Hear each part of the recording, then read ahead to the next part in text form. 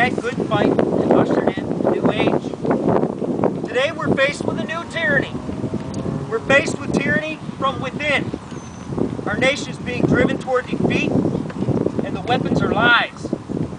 Our government, the very same that spearheaded the push for world peace, is now fighting to take away the very liberties that the Constitution of the United States guarantees.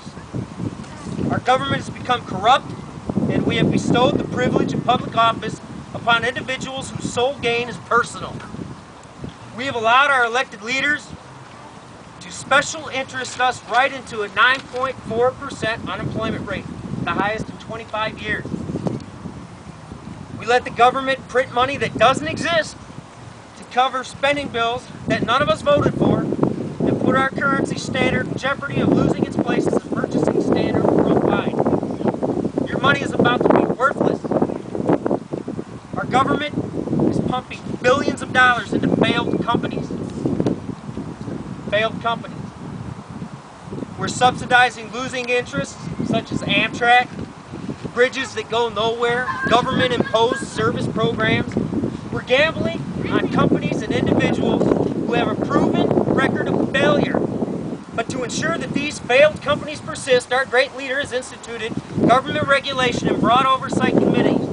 Now, even a pay czar to ensure pay caps. What the heck? We spend more per capita on healthcare in this country than any other nation on the planet, and we have the worst record of success in healthcare advancement. That's the truth. The worst record of healthcare advancement. At this very moment, the government officially claims a budget of around $600 billion a year for healthcare. The actual cost is around $1.5 trillion. And the government now wants to go ahead to reorganize the healthcare system, which doesn't work, and insure another 40 million people. It cannot work. Let me say it again. It cannot work. Leave no doubt in your mind, this plan will bankrupt the United States of America. We cannot afford it. We spend more money than we can pay back. We cannot pay back the interest on the money we borrowed, and the countries that have traditionally invested in the United States are withholding their investment capital. Our economic policies, as they are and as they continue to evolve, are poison. We have no way of knowing how this will end because we have not chosen a single path. Our economic policies change like the seasons, and I want to know what's next. All these giant problems, all this bad news, what do we do about it? Like I said previously, like I'll say over and over again, the foundation of change and happiness begins at home, in your home. The place where you live, where you raise your children, where you eat your dinner, where you talk to your loved ones about your day, the place where you plan your future. The government cannot dictate what is ethical in your home. Yet. The government cannot dictate what you read in your home. The government cannot force you to eat what they think you should eat or talk about what they think you should talk about. The government cannot dictate your day-to-day life. They cannot force their opinions on you. If you only realize that you have the right to choose your own destiny and refuse to be part of the degradation of our society. It is your right to make a wrong decision. Do you understand that? It's your right to make a wrong decision. You're allowed. You can. I can make a wrong decision.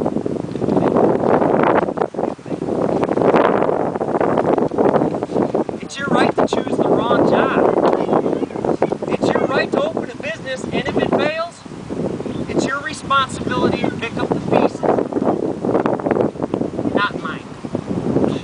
I would never invest my hard-earned money in a company that is obviously failing. It does not make any sense. If that makes sense to anybody, please. Please explain it to me. Come to my home and sit down at my dinner table and tell me how pumping money into a failing company is going to work out to anybody's benefit. If I open a restaurant and I make really bad omelets and people don't come to eat my omelets and my restaurant fails, the government is not going to bail me out so I can keep serving omelets no one's going to eat. Come on. By coming together like we have today and like we will in the future, we can spread the idea to our friends and neighbors that community is still possible in this country. Even in a city as large as Phoenix, one block at a time, one neighborhood at a time, one city at a time, we can foster community.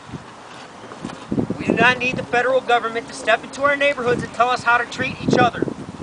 We already know how to do this. We know how to treat each other. We all know right from wrong. All of us. Whether we choose to follow that or not, we know right from wrong. We don't need the federal government to save us. People, we can save ourselves. The government's not going to save me. I will save me. True change happens in small steps. Do you know your neighbor's name? Does everyone here know your neighbor's name? A couple of us. Yes.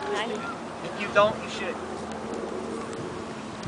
Do you see an old woman down the street struggling to drag her garbage cans out to the street once a week?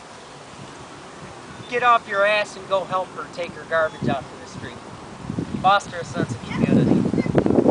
Are you in a neighborhood that's littered with discarded cans and bottles and pieces of paper, garbage? Guess what? Pick it up! Take some pride. We help each other one step at a time, one tiny act of selflessness. We have a conversation with our neighbors. We have a block party to get to know each other. We share information. This is how we change. It doesn't take money. It doesn't take planning, like I had to for this thing. It certainly doesn't take a government program to tell us how to be neighborly. We can do this today. Today's the day that we should start. Please, everybody, if you walk away today and take nothing else from this with